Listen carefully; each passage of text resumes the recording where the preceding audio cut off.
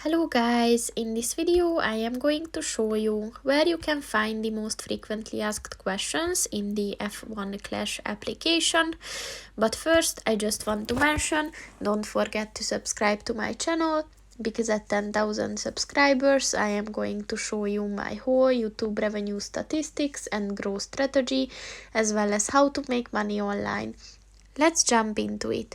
First of all, open the application on your phone and then click on the home button at the bottom of the page, and then click on the button with the question mark in it at the top of the page on the left.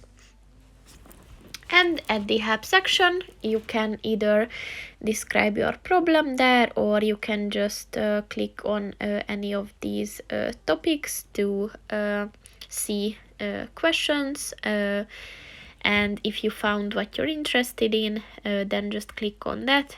And as you can see, there's a very detailed description for each question, and if you found it helpful, you can also submit this. So that's pretty much it for this video, guys. See you in the next one. Goodbye.